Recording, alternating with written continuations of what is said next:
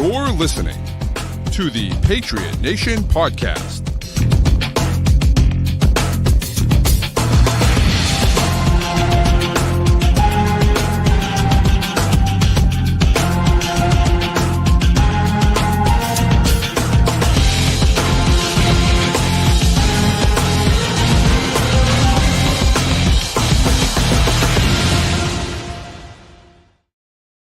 All right, welcome into another edition of the Patriot Nation Podcast. As always, a proud member of the CLNS group of podcasts. Make sure you download and subscribe to all those great shows. Get great Patriots content all week long. But tonight, it's you guys, Pat Lane and Matt St. Jean from the Pats Nation Network. And this is the first Pats Nation post-game show of the 2026 season. And a tie, an extremely uneventful tie. Man. If you're still here, if you've watched the whole game and you're still here listening to us, we greatly appreciate you because you are truly a sicko just like us, and you are our people, and thank you for joining us. This was probably the most boring and uneventful game that had event. How many turnovers were there in this game? So many. Colts turned over. I think the Colts had four. I don't think the Patriots didn't have any turnovers, did they? No. So the Colts, I believe, had four. Really three, because how I know it's the preseason. How in the world, after seeing the replay, is that not a touchdown for the Colts and is a fumble? It makes absolutely no sense. We have replay review. You can see the ball over the goal line. Everyone is stopped, and John Saunders comes over and smacks the ball out of his hand, and the Patriots recover. Del Pettis recovers it, and it's like, oh, yeah, no, we're good. It's just like, what are you talking about? It's crazy. Do you know you've seen Parks and Rec, I assume, or at least bits and pieces of it? Bits and pieces, yeah. There's a great clip from that show where, what do you call it? They're at the bowling alley, and Ron Swanson watches Tom bowl, and Tom goes between the legs, granny style bowling. Yeah. And Ron Swanson just goes, son, people can see you. That's how I felt about so many of the things that happened tonight. But I feel like that moment in particular is the real sense. People are watching this. People just saw what happened. Why is this what we're going with here? Yeah. Yeah. It's just so, I don't know. Bizarre. Weird vibes, a weird game tonight.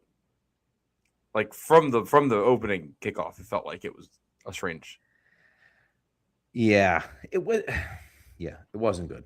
It wasn't good. And listen, it's Tommy. I keep wanting to say Tommy Cutwitz. It's not. It's Tommy 2 Chainz now. You got to make sure you get it right. Tommy 2 Chainz. I have beef with this in general. You're the backup quarterback to a franchise guy. Right. You don't get a nickname. What are we doing here? No, man, he does. That's the way it works. That's the way it works with Tommy 2 Chainz. I guess, but before we get into the actual game. Yes. I have beef with the broadcast of this. Sure you does. Yeah. So I'm going to start with the obvious here.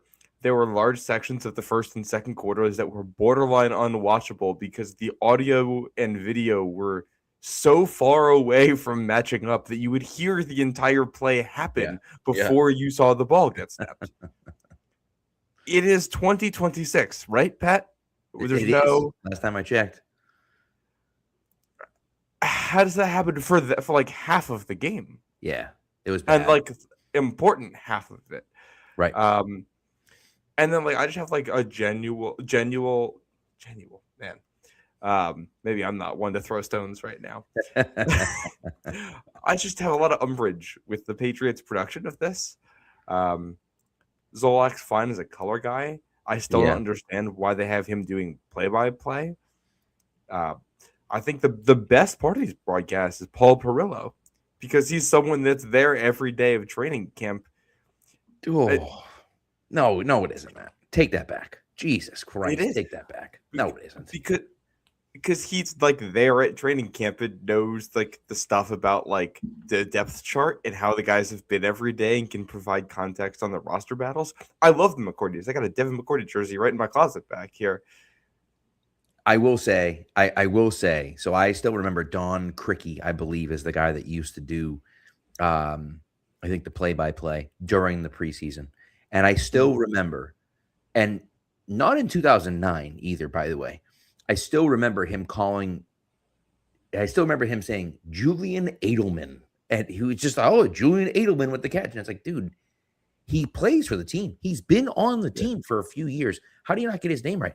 I heard tonight from a McCourty, and I don't know which one. It's hard for me to tell them apart, as I'm sure most of you. It is difficult, especially when you're looking at them as one thing. Hearing their voice, no idea which one's which. Okay. One of them, McCourties, said Lan Larson at one point. Who the heck was the other guy that they messed up? They messed someone else up that I'm just like, how did you mess that guy up? Like, it's on the jersey, dude. Like, what are we doing here, man? Like, he was on the team. The team like puts out a pronunciation guide. Right. If you're not sure, like they put that out. It's not. You Google Patriots pronunciation guide. It's on the official team site. You can hear the players pronounce the names all on the site. Right. And even if you get the pronunciation wrong, at least you're looking at the roster. You're going to tell me his name's Lan Larson? Like, what are we doing here, dude? How do you not know it's spelled Larison? Like, I just don't, and again, maybe it's pronounced Larison and maybe you pronounce it Larison and not Larison.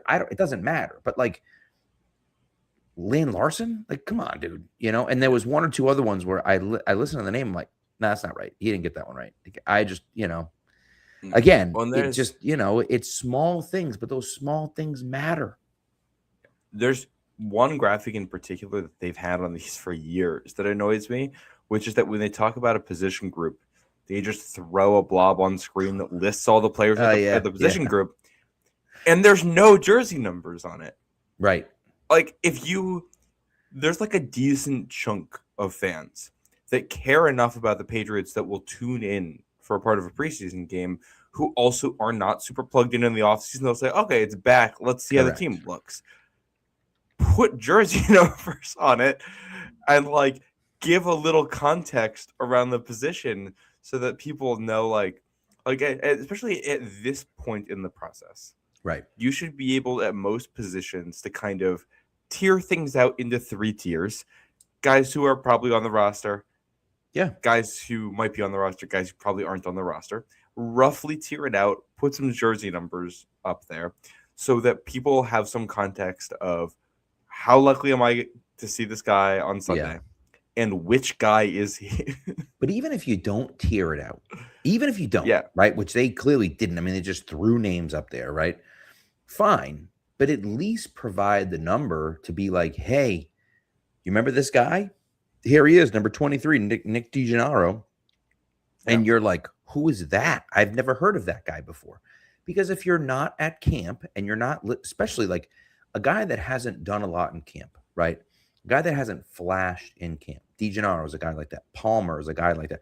There are guys that you just haven't seen out there, right? They've been there, but like we haven't seen them, right? And so if you're not at camp watching practice, you don't know who any of those guys are because you haven't heard their names yet, right? Maybe you're listening to Phil Perry and Tommy Karn. Maybe you're listening to Taylor Kyles. Maybe you're even listening to us, but you're not watching practice. We're not sitting here talking about Nick DiGennaro wearing number 20. Like, we're not doing that, so you don't even know who the guy, you might know the names, but you don't know what they look like. You don't know what the number is. It's like, why make everyone do research? Just throw it up on the screen with the numbers. I think that makes a ton of sense. And I don't know why they don't do it. They also don't list it out like in order. I know they started with AJ Brown and Romeo Dobbs, and then after that, it was just like a hodgepodge of guys after that. That's what's like, it is clearly a rough approximation that they're trying to do of like who's in what order, but like also kind of random. And it's like, okay, if we're not gonna do it based on status with the team, just put jersey number up there and do it by jersey number. Easy. Then it's sorted by the first thing that you're gonna notice about the players, and you can match things up. There were a number of moments where like players got hurt in the broadcast, like either didn't mention it or just. But I think my favorite moment of the whole broadcast, from the broadcast perspective, was late in the game when the broadcast goes, and there's a Patriots player looks like he got rolled up on, and they cut to a shot of Trevion Henderson standing on the bench from behind. Thanks, real helpful. And they cut the commercial. It's like, well, you didn't tell us what player it was. You said he looked fine, so like, okay, but like, So I didn't even know I didn't even know Ben Brown was hurt. Now we went to it was my dog Reese's birthday tonight, so we went to go get her ice cream. Sixth birthday, COVID puppy. But anyways, we came back and I had DVR'd the start of the game. I missed the start of the game, so I'm just trying to catch back up. And at one point, they're talking about Jared Wilson and Drake May, and I'm just kind of fast forwarding. What I'm trying to do is like skip through the plays, right? So we get to play. They're on Jared Wilson right before play starts, and I see Jared Wilson walk over and pat someone on the shoulder to be like, "Hey, I got you." Like, "Hey, I hope you're doing all right." And the guy's limping, and I'm like, "Who was?" And so now I'm like rewinding, like, "Who the hell is it?" I check Twitter, and Mike Reese has tweeted out, "Ben Brown comes up the field limping," blah, blah. And I'm like, "You couldn't even mention that it's Ben Brown. He's the number one backup for all three interior positions." Like, maybe talk about that. That's kind of important. That's actually a guy, like, if you follow the team somewhat closely, you probably remember him from last year. Right. That's the stuff where it's like, this is a Patriots broadcast. Like, you don't need to know, like, the Colts roster in depth or anything like that. But, like, the primary focus of the broadcast should be the status of the Patriots players. You can't be missing injuries, especially the guys who are likely to make the cut here. Yeah, it's not what you're looking for. And then just side note, this isn't the Patriots specific gripe with the broadcast, but like for preseason games, you should know enough about the opponent so that you can give a rough approximation to the viewer of like what group is on the field for the Patriots. Is this the starters? Is this the starters minus top players? Is this backups? Is this third string? Where on the depth chart are we? And a rough approximation for the Colts. Because here's the thing, like, I follow this closely. I don't know the Colts well enough to know. I would like to know, is Gabe Akis doing this against like the swing tackle of the Colts, who they like and you're hoping this guy is going to be a good player for you at some point? Or is this like tackle 5 or 6 on the depth chart and they're just rolling guys out there because they already saw what they needed to do in the joint practice? Yeah. Like the difference between tackle 3 and tackle 6 on a depth chart is massive in the NFL. I agree. And fans that don't have any context here, like we don't need anything super in depth, but just rough approximations of who you're actually like, what version of the Colts these specific Patriots players are going against would be so helpful. I agree. All right, let's get into the actual game. Yes. I guess we start with Andy Borregales. Like, he has game ended with him. I think we got to start with him. He's been nails all training camp. He's looked fantastic. He's missed almost no kicks. I did find it interesting that he missed 2 kicks at joint practice, and I was like, that's surprising. He missed 2 kicks. He's looked really good. Then he comes out tonight, and he hit one 52 right down the middle. He hit another one, I forget. I don't know exactly how far that one was. I think it was 40-something, I believe. Not super far. Just missed from 56. Missed by a half a football field from 55. And then lines up for 49 to win the game and shanks it. And, and hooks it. And he missed all 3 wide left, which I thought was interesting. It's the preseason, okay? It's the preseason. He's looked good all camp. He was solid last year. He was pretty clutch last year in a few moments, especially in Buffalo, right? Week 5. But it's got to be concerning. Now, listen, it's a backup long snapper. I don't know if that makes a difference. I don't know if that changes things. I don't know if it changes something about the operation. I'm not sure about that. But you'd like to think that a guy that has been so good, and listen, it is interesting that they signed Lalos because Julian Ashby's hurt, and all of a sudden he's missed 5 kicks the last 2 times we've seen him, right? It could, So it could be that that's the case, but it just doesn't look good. And I would add on that like we have heard whispers about, first of all, I will say Beringer was awesome tonight. He was a great job. Yes. We'd also heard rumors that he also stayed because Andy likes him as a holder. Maybe there's just something in that snap timing operation there, and changing up the long snapper really does have that big of an impact to him, especially with not a lot of practice behind it. Right. That said, Vrabel was talking after the game that like this is pro football and we're paying you to make those. Yep, that's correct. You can't, It's the preseason. You got time to figure this out. I think you also have to bring in a kicker. You can't have a game where your kicker goes 2 for 5 and not like maybe you're not bringing them in and signing them, but you are at least making a Bringing couple them in for a calls, workout or doing something. Yeah, making sure that like if you go out to joint practices with the Eagles next week and he has one more day of these, the next day there's another kicker there. Right. Setting something up for that. And it's like Borgos has been awesome all camp up until this week. Yeah. That's been one of the honestly the special teams operation in general. Like the kicker and the punter looked good all camp. Punter looked good today. Kicker didn't look good. You had the whole Jeremy Springer thing with him yelling at guys and them not being able to get the right guys on the field. For a field goal that ended up being good anyway. Right. So another thing with the broadcast, they never identified who was supposed to be out there that wasn't out there for that, did they? No, they didn't. Never showed them, never identified them, never nothing. Which to me is like, there's one guy running onto the field. Yeah, there were 10 players. Now there are 11. Just give us the jersey number of the guy that ran on. Right. All we need. And they're like, oh, is it, it's always tough, this and that, blah, blah. Just say the guy's name. Just say his name. It's not a big deal. You could say it after. You could say it coming out of the next commercial break. Well, and it could have been one of those situations where Ben Brown had gotten hurt and they didn't, they hadn't kicked the field goal since Ben Brown got hurt. And the dude that was supposed to take Ben Brown's spot didn't realize he was taking Ben Brown's spot because no one took. I don't know. Right. But it doesn't matter. It doesn't matter what the reasoning is. That's not your job to find out what the reasoning is. Your job is to tell me what's going on and then give me your opinion on it. And they didn't do that. And that was frustrating. Yeah. And it's just, you don't love the operation being where it was. Something's off with that. They also had a couple kick returns allowed that I didn't love. So I'm going to put like the small C concern on Jeremy Springer right now with the smallest possible C. Yes. This is the 1 point font on the C. Yes. But I'm going to put it out there because this was a really weird special teams game. I agree. And I will say on the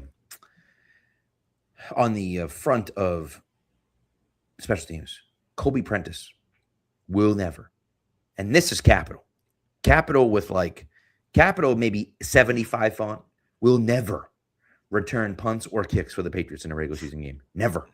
What are you doing, dude? Why are you stopping? Just run, bro. I know maybe you're not, you're trying to score a touchdown. Just run. You can't it just, that's wild to me that, and the stop and start wasn't great either.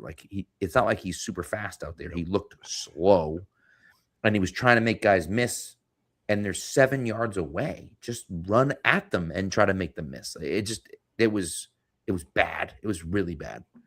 Yeah, that was not great. Maybe he has a future as a fair catch specialist. The catches were fine. What happened after? Yeah, not a lot of juice or vision on any of those returns. Right. Yeah. There was also a side note. There was one. I think it's his last return of the night because he's wearing 19 out there. And I realized one of the Vice guys, the Patriots on it, was Kobe Minor, who's also in 19. Yes. It's oh my God, love the preseason. We got two 19s on the field. And it's not like college, I guess, where they make them don a pin. Well, I thought they were supposed to when they were double numbers. They're supposed to put on a penny of some kind with an extra. Yeah, number. I don't know. Maybe they just missed it. The refs weren't great tonight either. I thought the Lomu gets flagged for the illegal man downfield on the long pass, not the long pass, but the pass to Raritan on the rollout should not have been flagged for illegal man downfield. He's engaged with the guy the whole time. If you're engaged with the defender the whole time, you should not be flagged for ineligible man downfield. Now, he did disengage as Raritan's catching the ball, but he's engaged with him the whole time. I didn't love the fact that he was down the field, but he's at least engaged. The Hudson one on Dorner's catch was obvious. It was just what are you doing, buddy? But the Loma one I thought was interesting. And then, like I say, the fumble at the goal line is just unacceptable. It's crazy to me that, especially, I was oh, maybe there's just no replay. And then Richardson fumbles. They call him down on the field. Then they review it and say he actually wasn't down. And I'm wait a second. So There's we had replay that assist now, but there wasn't a replay assist then. Like, what are we doing? It's crazy. Yeah, I don't understand a lot of what I just watched, to be honest with you. So it's just, it's one of those things. And the defense was okay. They forced 4 turnovers and they had some good plays here and there. But, like, I think it's really good practice for them. Now, listen, it's almost all backups out there. I get that, right? The Patriots started basically no starters. I don't know if any of their starters were out there at all. I know Christian Ellis didn't even dress. I don't think any of them played, to be very honest with you. So either way, you get gashed by Anthony Richardson, a running quarterback, right? Yeah. You're going to face running quarterbacks this year, right? You're going to face Josh Allen twice. You're going to face some of these guys that can run the ball. And so I think that that's good practice for the Patriots because you're going to have to face those guys. They're going to have their starters out there. You're going to have your starters out there. But still, it's how do we fit here? How does this guy do this? A lot of times, like, guys are going upfield, and it's like, dude, you got to, like, set the edge or something. Like, you're just leaving gaping holes for these guys to run through. So it's stuff like that, The run defense had moments tonight, but it wasn't consistent. So, like, I'm not, and this is where it's like I don't know exactly who's out there for the Colts for all of this. It's hard to get a gauge on exactly how concerned we should be about any of that. But I didn't love the run defense. If we want to start on the defensive side, though, honestly, I feel like my biggest down relative, because we're just doing negative right now. We'll get to positives at some point. My biggest down relative to where I expected the guy to be was probably Chad Muma. Like, on the early screen, I think it's the second play of the game for the Colts, where they had a big gain on a screen. He got blocked way out of the way, which may have been holding, but it wasn't flagged. Right. He had a play, I think, in the second half where he lost his jock strap getting juked by a backup Colts running back. Yeah, and he had help. That one's especially bad because he had a corner on the outside. There's a guy covering the outside. You just can't let that guy cut inside on you. And he's just running way too fast and doesn't break down. And the guy, it was bad. And even in coverage, it was not good. He did not give up one to a tight end. Yeah. I like on the positive, I thought like John Saunders looked good. He had the pick. But like I didn't think Del Pettis looked like he looked like back end of the roster fodder to me. Like he looks like what we know Del Pettis is, and I mean that's fine, but like that's a fourth safety. John Saunders also looked like a fourth safety. Chad Muma looked like a fourth or fifth linebacker. Right. Blanking on the name, but 59, the UDFA. Khalil Jacobs. Looked, I thought, better than Muma, at least relative to expectations there. Yeah, I would agree. But that we talked about after the joint practice, an area of weakness being just kind of depth at middle of the field defender, the linebacker and safety. And they definitely have concern. Like I feel like I don't know, whoever either like third or fourth linebacker or third or fourth safety would be on the field, I have concerns over that. 100%. Yeah, 100%. And Muma, that was concerning. And I know he's a special teams guy, and so he'll play in special teams and whatnot, but that was concerning. I thought Jacobs looked okay. I thought that Del Pettis looked all right. Saunders, I thought, had a good game. Like, he had a few nice stops. He had a few nice run stops in the run game. Yes. Obviously, had the interception. He's the guy who knocked the ball at the goal line. Again, not a fumble, but whatever, right? So he has technically finishes the game with a few tackles. I think 1 or 2 TFLs, maybe just 1, a pick and a forced fumble. Like, that's, statistically a really good day.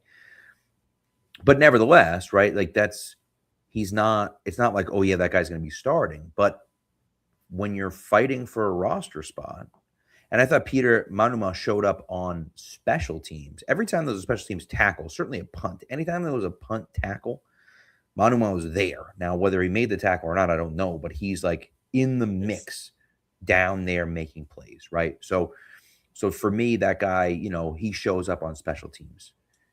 I thought Saunders played pretty well defensively. I thought Del Pettis looked okay. I thought Khalil Jacobs looked okay. Xavier Holmes, the guy that I've been talking up like crazy. I loved what I've seen from him from camp. I thought he flashed a bunch in camp. I thought he made a few plays even against the twos in joint practices. He played 0 snaps tonight from what I saw. I didn't see him play 1 snap. And I just don't know why. Amari Gaynor was out there at edge at the end of the game, and I haven't seen him do one thing, not one thing all camp. And that kind of continued here. Like I just didn't. He had, I think, one good play. Yeah. But like for the most part, he was just non-existent. And a lot of times he ran up and, created huge running lanes and things like that. And so, we've talked about this, right? The depth on the roster is concerning. You get 2 offensive linemen go down. You start to see some of these guys that you thought were going to step in, be depth players for you that just don't look that good. You start to worry about, okay, what happens if some of these guys go down and we're filling in with guys that just, to quote Bill Parcells, are just Jags. It's just, that's not great, I know we want to talk about the offense here. I know we got to do an ad break too. Before we jump over to the offense real quick, I'll give one positive on defense. Braden Swinson. Yep. He looked like he was out there with the 3s and the 4s, and he looked like probably the best player on the Patriots defense during that stretch. I agree. He had a 4th down swat where he wins the pass rush, realizes he's not going to get to the quarterback in time still, and is able to knock the ball out of the air. Yep. Some of those late plays, too, I thought he did a good job. I think Kendall Vildor with the pick early. I thought Karan Prunty looked good. Like, I feel good about your 4th and 5th corner spots right now. I feel like Braden Swinson may have done I think he did what he could to earn himself a roster spot tonight. Right. Other than that, the areas that we thought could be areas of concern for depth in the middle of the field, I still feel just as concerned, maybe more so than I did 4 hours ago. And that's the hard part, is that that middle of the field is the part where you're like, I don't feel great about it, And again, it's not, who knows? Well, I guess we'll see, right? There's no way to know until it happens, but it certainly didn't look great, And so ultimately, I guess that's really what it comes down to, right? Is that we have to hope that we have to hope that they're going to be all right, and we'll see. But Swinson, I thought, looked really good. I was happy to see that. On the Saunders interception, he caused that interception. Him, and I think it was the other Hutchins, one of the backup defensive tackles, 95. Was it Farmer? Oh, 95. It's Eric Gregory. Gregory. Yeah. So him and Gregory both kind of get in Riley Leonard's face. He throws it short, and so Saunders is able to pick it off. But that's what you want to see. That's the type of stuff where it's like, and again, with Saunders, with Swinson, it's like, all right, I don't know who they're playing against, but the fact is that you're fighting for a roster spot. And as you're fighting for a roster spot, you put together a game that looks like that. Now you're going to get some more opportunities. And when you get more opportunities, how are those opportunities going to look, right? We have 2 full days of joint practices against the Eagles coming up, right? When we start to sub edge rushers out, is Braden Swinson going to get some looks against that first team Eagles offense, right? When they start to sub safeties in and out, is John Saunders going to start to get some looks against that first team Eagles offense, right? Those are the interesting things. I think even second team, because I thought Swinson showed more tonight than someone like Quintavious Hutchins did, even though Hutchins was above him on the depth chart. True. Yep. I'd like to see. You'd hope at least that they feel good about Swinson and about moving him up after a night like tonight. We'll see how this looks on film, obviously, but yeah. So we'll see. But ultimately, I thought it was a good performance from him, a good performance from Saunders, and there's a few guys offensively that we'll talk about as well. But defensively, it was a struggle at times. Joshua Farmer played okay. I thought played pretty well. No one that I was like, oh wow, that dude really played well. I thought Canada actually played pretty well as well. He was physical. He, was aggressive. He let up a few passes, which is going to happen. But, on the one screen, Prunty made a really nice play on a kind of a quick screen where they kind of stacked the 2 receivers, and And I think it was third and 2. Prunty holds the edge, forces the guy inside, and Canada comes up and makes a nice play and stops that guy from picking up the first down. And of course, Prunty's there as well, and the two of them make the tackle together. But that's the type of stuff that you like to see, right? Yeah. And so, the play before that one, or 2 plays before that one, it ended up in an Anthony Richardson scramble for a gain.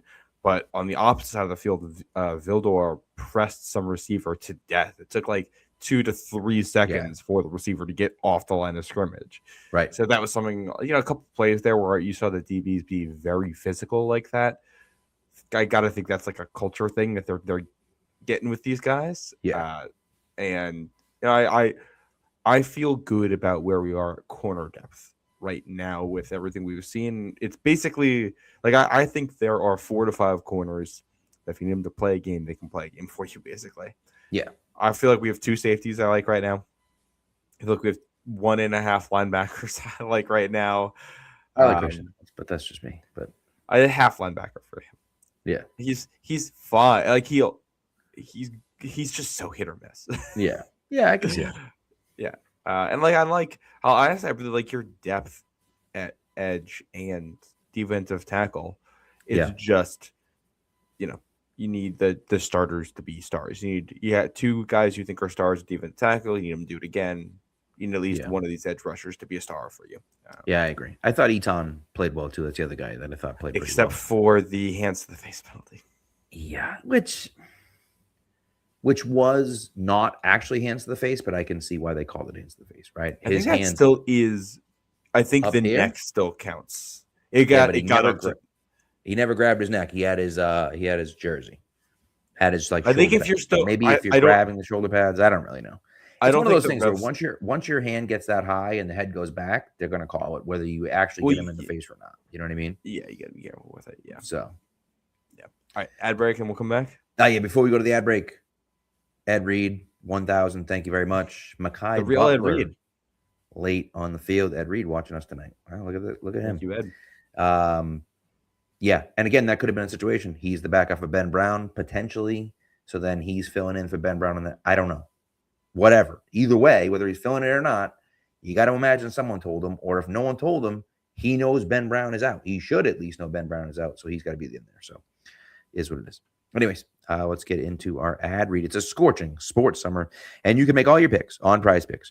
Women's basketball and baseball are heating up, and every football preseason game kicks off this month on Prize Picks.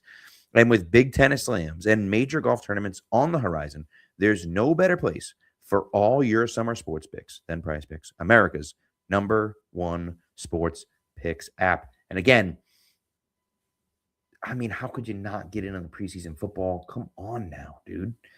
I'll tell you, if you had Cam Dorner with the yards there, if you had predicted him to get more yards, not great with that James Hudson penalty. But nevertheless, had a good game. Maybe you had Tommy 2 Chains instead, and you felt okay about it because of the passing yards later on in the game. But nevertheless, but you got to get in on the action. The Red Sox, they're back to good again. So, get a few of those guys in the lineup as well. Caleb Durbin, you maybe going for more on the RBIs. You're just hoping that they intentionally walk a guy in front of him because he's going to hit a home run. So maybe they'll do that. You never know. Nevertheless, to get in on the action, you're going to download the Prize Picks app today. You're going to use the code CLNS, and you're going to get $150 instantly in lineups if you win your first $5 lineup. Again, download the app Prize Picks today. Use the code CLNS to get $150 instantly in lineups if you win your first $5 lineup. Prize Picks, America's #1 sports picks app. All right, Matt, to the offense. I guess DeVito, like Mike Reese seemed to say, like, we're in good hands with Tommy DeVito as the backup quarterback. I disagree with that. But, I thought he looked okay at times. He's just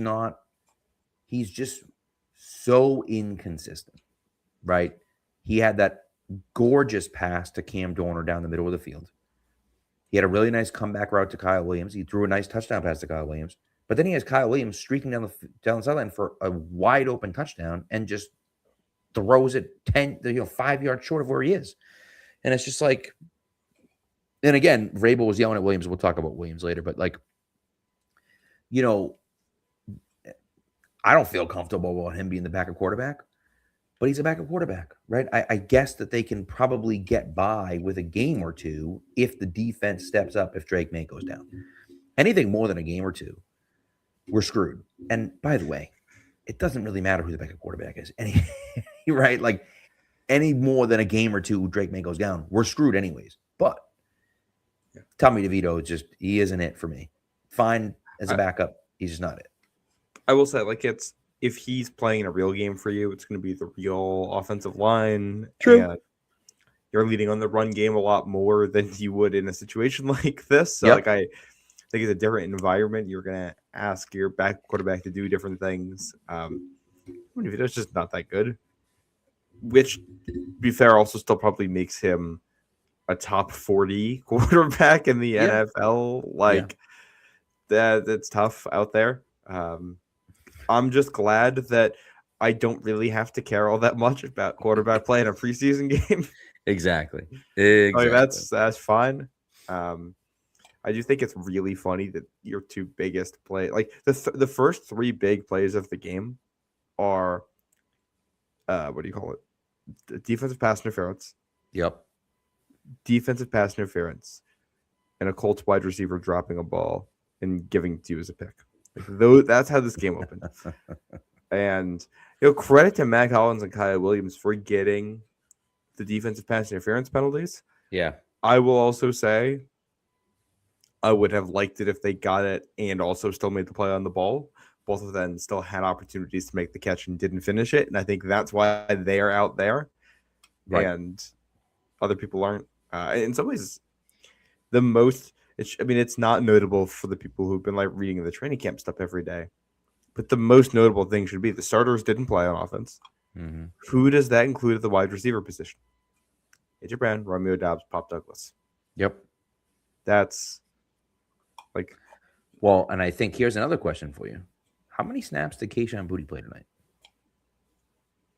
Because he and Kyle Williams basically rotated off snaps for the first 2-3 possessions. Right.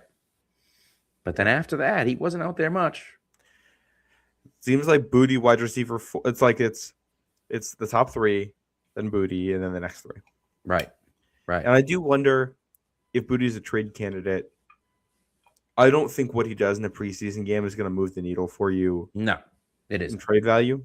Maybe he moves it from a late 6th to a high 6th. I don't know. What team is interested could also do that. True. Yeah. So, I think if you're trying to protect the asset there, like if you're trying to make sure that he has the most value as a trade asset, you gain more from having him not play than from having him play at this point. I agree. Yeah, I agree. So I'm not going to read too much into the Boutte stuff. I did think it was just notable that he was out there at all. Find that interesting that he played. Yeah, I mean, it makes sense for him to play, and I think too that I don't know, the Kyle Williams thing I think was interesting. Kyle Williams' release package is fantastic. You see that touchdown at the goal line. I mean, it's just untouchable off the.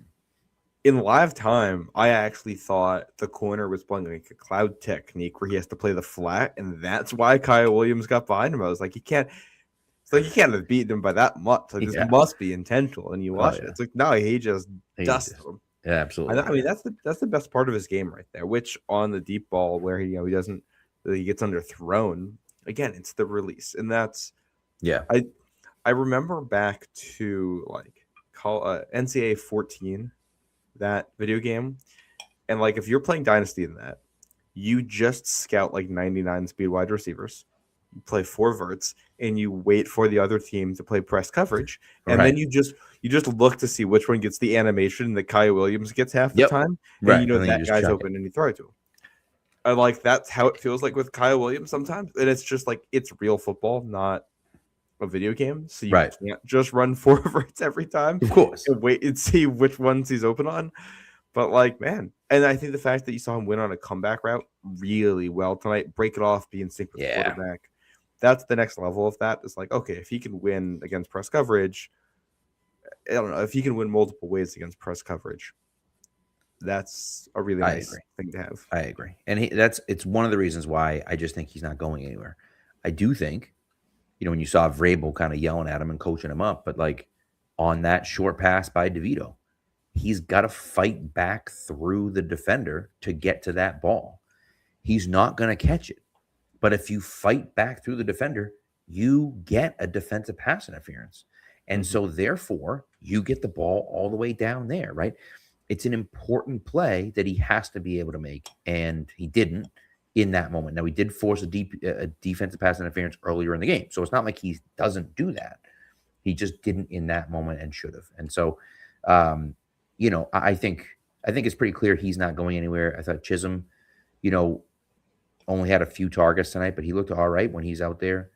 Again, Afton Chisholm is an NFL player.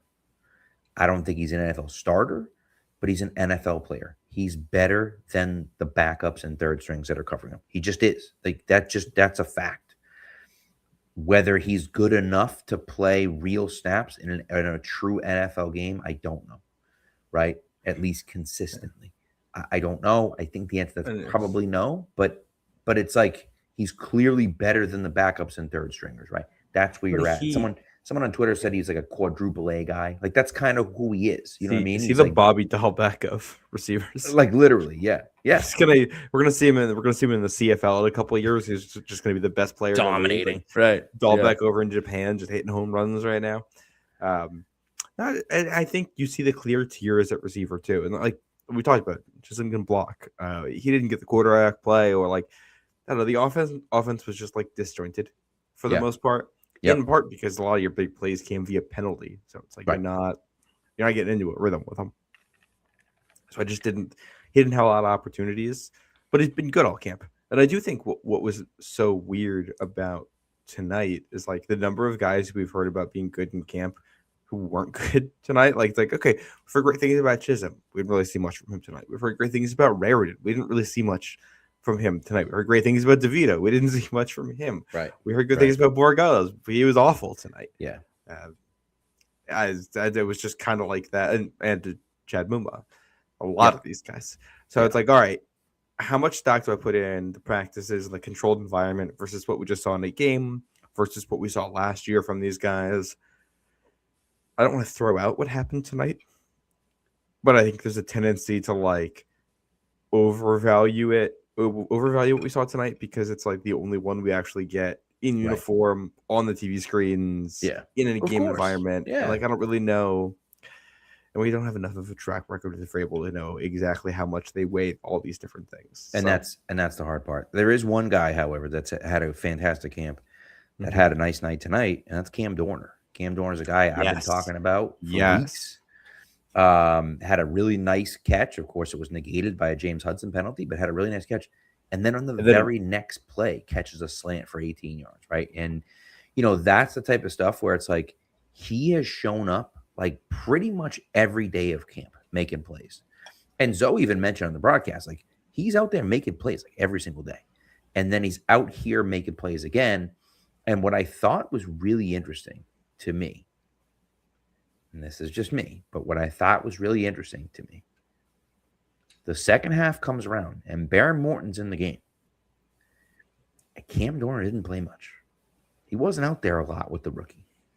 He's a step above the DeGennaro and 80. What the hell's his name? Oh, shoot. God, the kid that they signed. Tajon Palmer, right? Palmer. Yeah. And tonight. He did. He had a nice catch tonight. But it seems like he's a tier above those guys where he's not playing anymore with that kind of third. Kobe Prentice is out there, and he may have taken a few snaps in Morton, but there weren't many that he took. So it feels like he's kind of a step above those guys. So now it's almost like he's like that eighth wide receiver. But again, you're not keeping 8 wide receivers. No one's keeping 8 wide receivers, So and Dorner's not even going to get looks with May really in camp.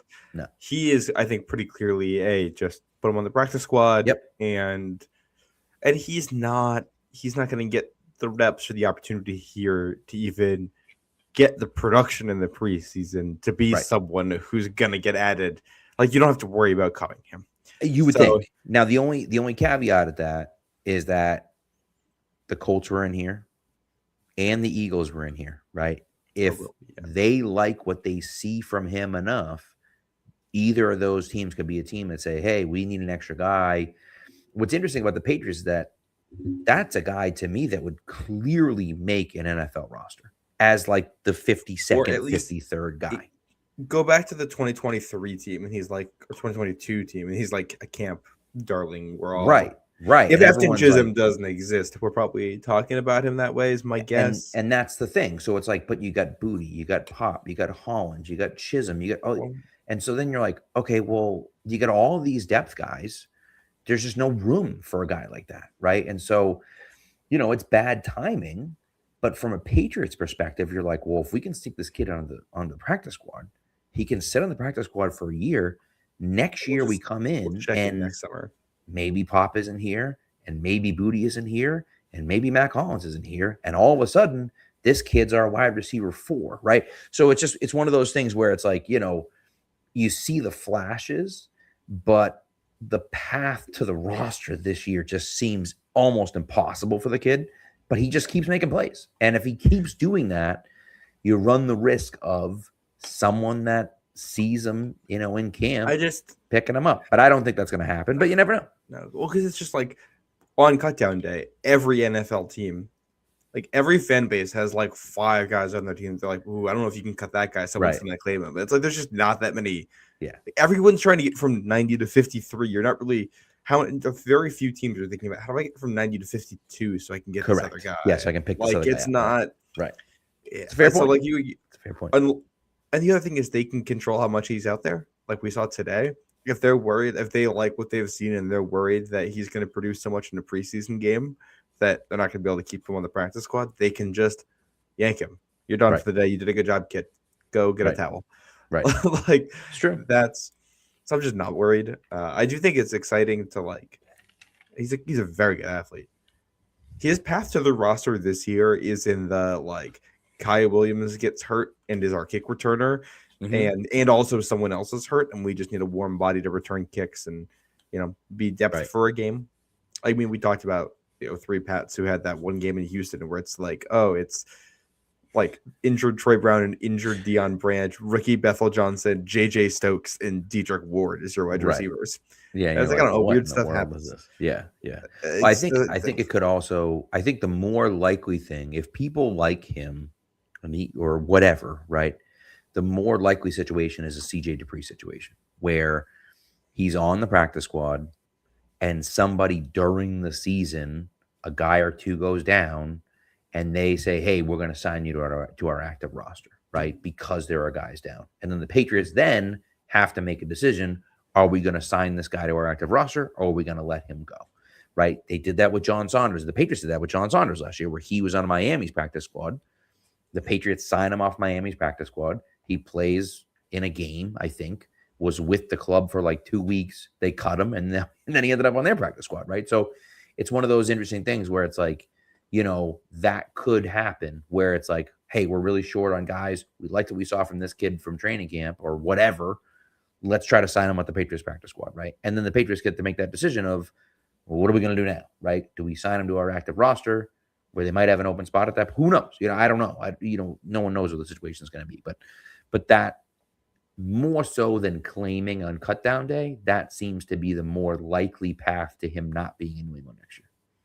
And that's just like, the DJ Khaled being like suffering from success. Like, right, of course. If you're a good team, you're just not going to have enough roster spots for all the guys you would like to keep. And sometimes other teams are going to get them. And you just have to live with them. It's the way the world works. So why there's limits on how many players you can keep. Right, exactly. Yeah. So that they have to go somewhere else. We're going to spread the town around a little. Right. I was going back to the quarterback thing. I thought Morton looked fine. I thought like. We talked about the running back 3 battle. I thought they looked fine. I don't. All of them look pretty good. I think pretty good is the stretch. I thought they looked fine. I mean, like fine. Yeah. I thought Jam Miller looked like who I thought Jam Miller would be, which is like he's not super bendy, but Right. like you give him a pathway, he'll pick up yards. He's small, he'll fight through stuff. I actually thought Hassan Haskins may have had the most like the run that stood out to me the most all night, which was very late in the game against the worst guys on the other team. But like he really broke some tackles on one, and he's been in the NFL, so like that was coming in today to replace Terrell Jennings, who got put When on he's been IR. here for 2 days. Like he doesn't even know the offense yet, right? Like he adjusted to the time zone. Like at least Hasty, right? Like was here last year. He knows the offense. He knows what's going on. Haskins just gets thrown in and like, all right, go out there, and he's just. Did Hasty play? I don't even remember seeing him. He did play. Yeah, he did. Not much, but he did play in the fourth quarter, I believe. Yeah. I just don't think like Haskins is someone he was a street free agent at this point. So I don't think he's gonna make this roster. No. I do think I feel like I still don't really have a preference between Jam Miller and Lan Larson, but Jam Miller came out of the game first. Excuse me, so. Lan Larson. Correct. Thank you. Jay Miller came out at the start of the game and came out of the game first, so I'm just gonna assume that like that's where they're leading with that. That's the type of guy they kept last year. They kept Terrell Jennings last year, so Jam Miller's that same type of guy, right? Yeah. I don't know. Do they like that? Yeah. Who knows? I think if we were gonna do a little game of like, who do we feel where we're like where their playing time impacted our thoughts on their ability to make the roster the most. I think my biggest winner there is probably John Saunders. Him playing as the fourth safety. We asked on Tuesday, is there a chance he's actually going to make this roster? He was the fourth safety. Yes. Yeah. Yes, there's a chance. There was one point where I saw, especially, so they're wearing the all blue uniforms today. And I see a guy out there in 33 with the blue, like the double blue shooter sleeves and the all blue everything, getting burnt on a crosshair. And I was like, when did Juwan Williams come back? Because he's on the sideline. It's like, is this 2020 all over again? And it's like, oh no, that's just Mike Brown. He looked bad. He ain't making the roster.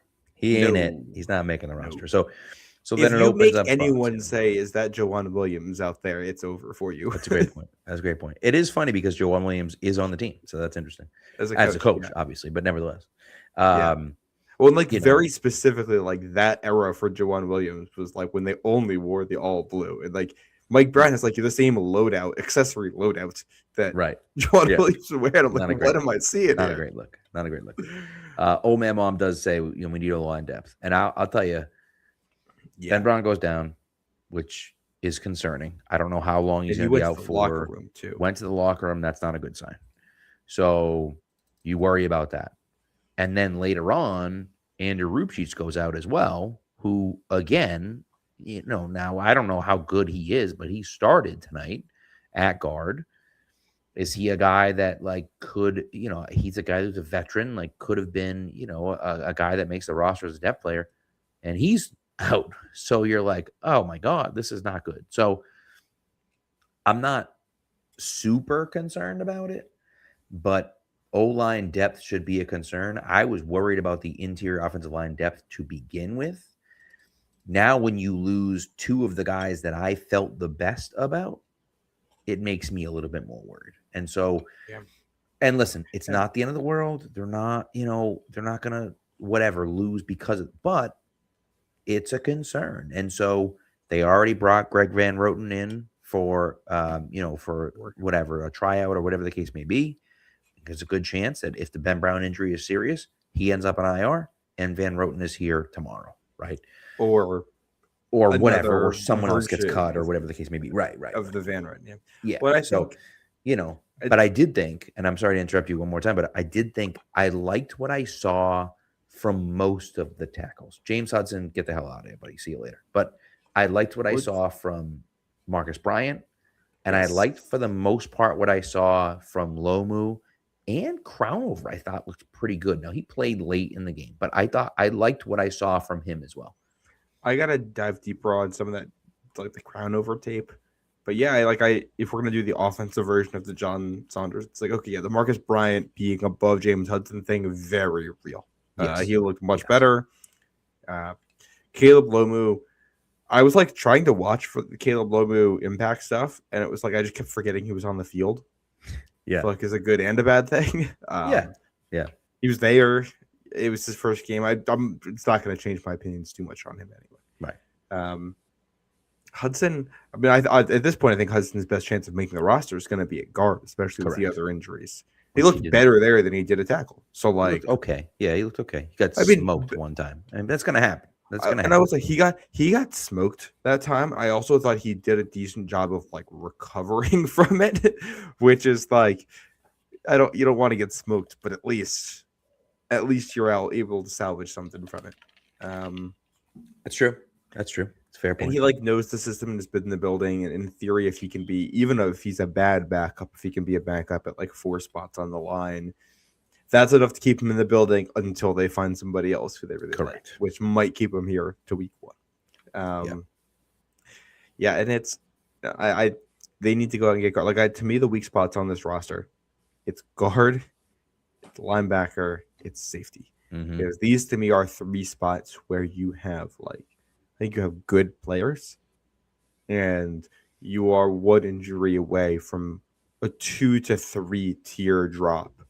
In performance there. Like if you're going from Robert Spillane to Chad Muma playing, almost 100% of the snaps on defense, that's a problem. It's a real big problem. If you're going from Craig Woodson or Kevin Byard to either of the safeties that we saw there today, as things stand right now, that's a problem. And most importantly, on the offensive line, like that is a weak link system, the offensive line, and you have built it to be specifically complementary, where you have an athletic center and 2 athletic tackles, and your guards are your people movers. And it's like, well, one of those guards is injury prone, and you don't have another people mover.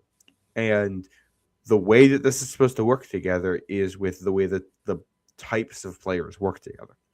So, like, all right, if we lose Elijah Vera Tucker here, I'm immediately going to be very worried, because you might go from a guy who in a good year is like an all-pro level guard to below replacement level. Right. Yeah. That is the kind of thing scary to think about. That can wreck in offense for you. Yeah. I will say, I think one of the big positive runs we saw in offense, we saw one of those zone runs today where early on where they took it backside, and I was impressed by it's the backup line, but I was impressed by the way they blocked that. So I do wonder if that's kind of, if on when or Vera Tucker goes down, and Vera Tucker can move too. But like, if those guys go down, are they just going to go away from the power stuff and lean into the zone stuff? Especially because like Gilliam is a mobile guy, and neither of your top 2 tight ends is like a true. I mean, obviously they're no Gronk, but they're not even like Dwayne Allen as a blocker. No. Like they are. I did think Raritan had a few nice blocks, specifically on zone runs. I thought he looked pretty good out there. So Tanner Arkin had a few good blocks as well. So I was encouraged to see that. But again, it's who are they blocking is the question, and that's those are the things that we don't know they have the answer to. Obviously, Raritan's playing earlier in the game, as was Arkin, but it's not like they're not playing starters out there, right? They're playing backups. So. Well, and I think it's like you can pass the test of being able to be put on an NFL field.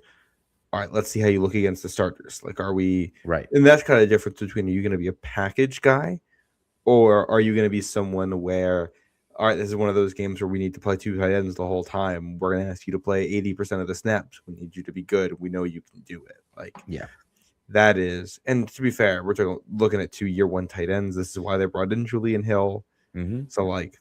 I don't know how to feel about that. And last year, like, we also just kind of assumed that like when you had injuries at fullback and they just had Westover, it's like, oh, most because Westover, they like Westover.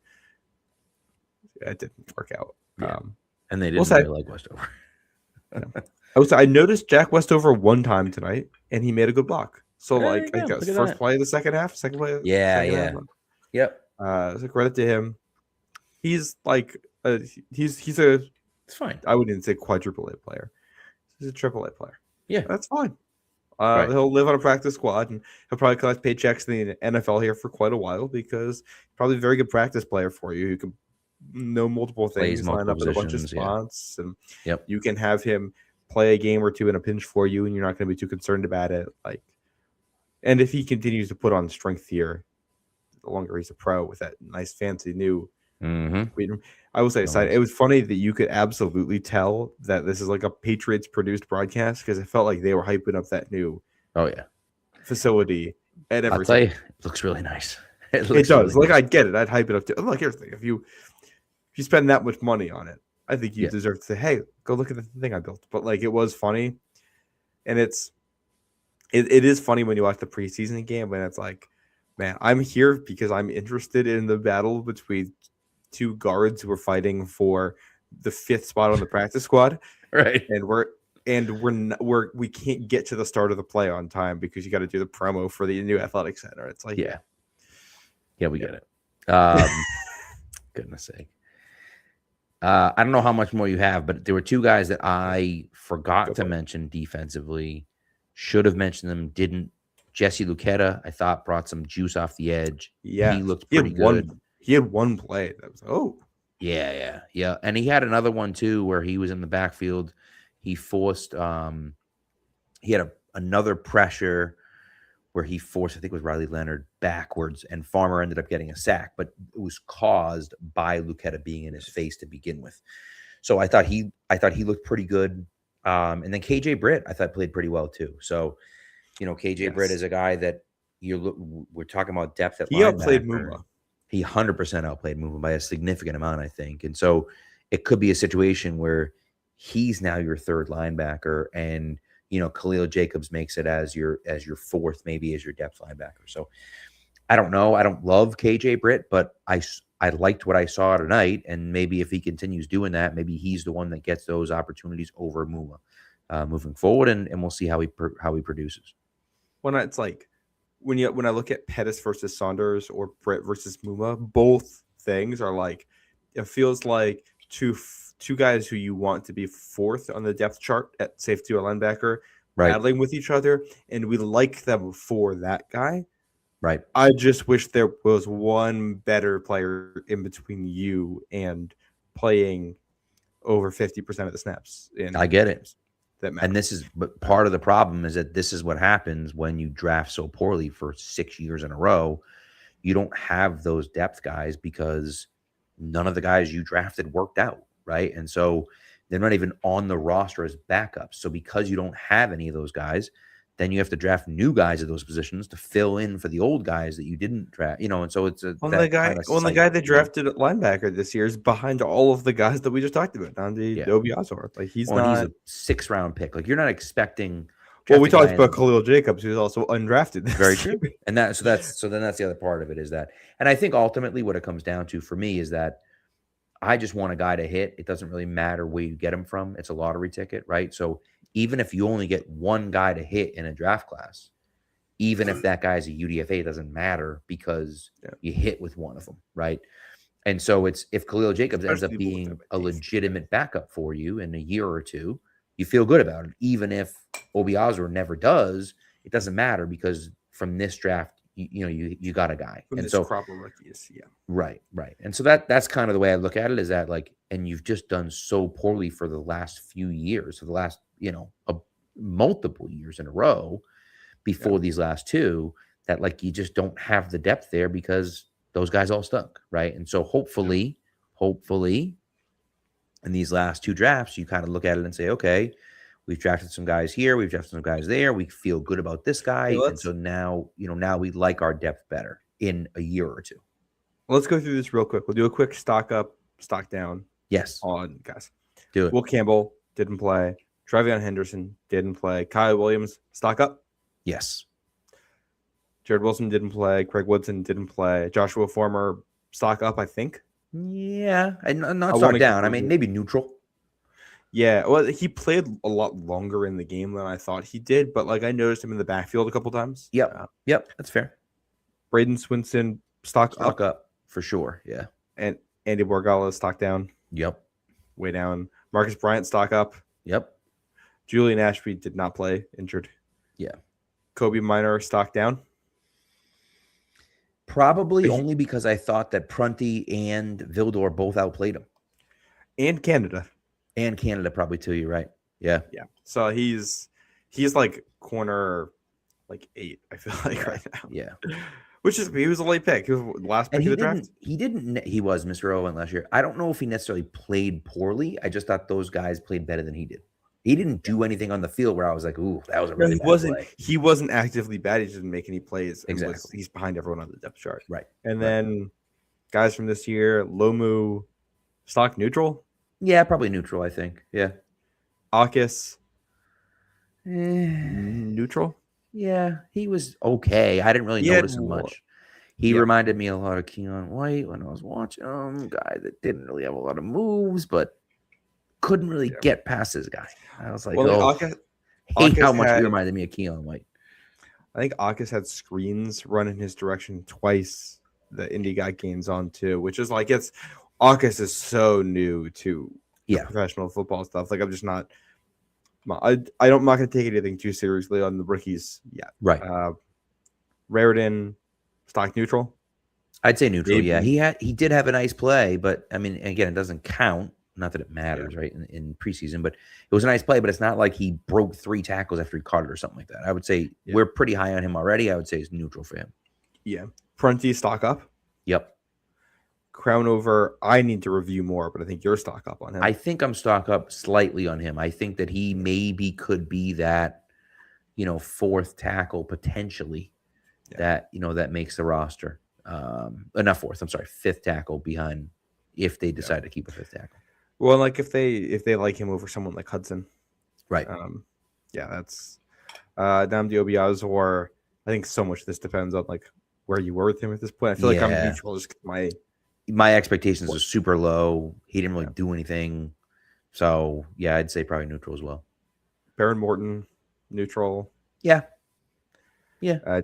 Jim Miller, stock up probably. Probably, yeah. He looked pretty good running the ball. He runs hard. Again, he reminded me a little bit of Terrell Jennings, which is a guy that they liked and wanted to keep as a running back on the team last year. So, I think there's a chance that they keep him around too. And Quintavious Hutchins, I'd say is the reverse Swinson, where it's not like for Swinson, stock down for where he is in the depth chart, stock up for how he played. Hutchins is stock up for where he is in the depth chart, stock down for where he played. Yeah. How he played. Agree. Yeah, how he played. Yeah. Like stock up for when he played, stock down for how he played. So I would assume based on what we saw that Swinson and Hutchins were going to swap places for next. It certainly does seem like it. Now, I don't know, and you almost wonder sometimes, like, what are you trying to get out of this? Because I haven't seen a lot of. It's funny to me because I feel like I've seen like none of Quintavious Hutchins in 11-on-11 drills, and I saw a ton of Xavier Holmes, and he didn't play. Like I say, he didn't play a snap tonight. We saw Swinson out there from time to time. He didn't play much at all. I haven't seen Amari Gainer out there at all. He plays the entire 4th quarter and maybe even some of the 3rd. So it becomes kind of like, like why are you playing these guys? Because you want to see what they have and you already know what you have in a guy like Holmes or something. You know what I mean? Like I don't know what the basis was for playing them when you played them. You know what I mean? Yeah. And how that impacts their stock on the roster. So yeah. All right. Is that it for us tonight? That's it for us tonight. We will not be back with you until next Thursday. No point in doing a show during the week unless there's really Christian Gonzalez extension is probably something like that. Unless there's an emergency broadcast.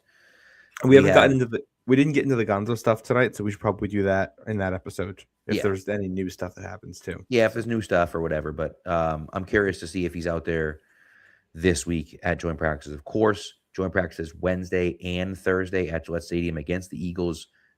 Obviously, tons of storylines because it's A.J. Brown's old team. It's Milton Williams' old team. And, will Christian Gonzalez be out there as well? So I think that's going to be interesting. Mike Vrabel did come out and say that Christian Gonzalez was physically unable to perform on Tuesday. So I thought that was an interesting nugget from him. Whether he's ready to play on Wednesday or not, I don't know. We'll see. I think one thing I'll just say generally about Christian Gonzalez, for as good as he is, if you're angling for as much money as he's angling for, and the timing of when he's angling for that money, being injured for your second training camp in a row is not great. Being injured, this would be the third time in 4 seasons he's been injured. Yeah. It's not, especially with a coach like Vrabel who takes this stuff seriously. Yep. So we'll see where this goes from him. Yep. Yes, we will. So if you're going down to Gillette, I wish I was. I'm stuck in training all day. Can't believe it. Nevertheless, if you're going down to Gillette, get there early. Get there early. The lines, the crowds when Indy was here this week were big, but not huge. Because Indy is Indy. They're fine, but they're nothing special. Philadelphia, the lines are going to be big. The crowds are going to be huge. Get there early. Be prepared to stand. I expect the intensity to be pretty high and the energy around everything to be pretty high. So, but anyways, we'll see. So anyways, well, thanks for tuning in. We appreciate you, everyone. And we will talk to you on Thursday after the joint practices this week against the Eagles. Be good to each other and go Pats.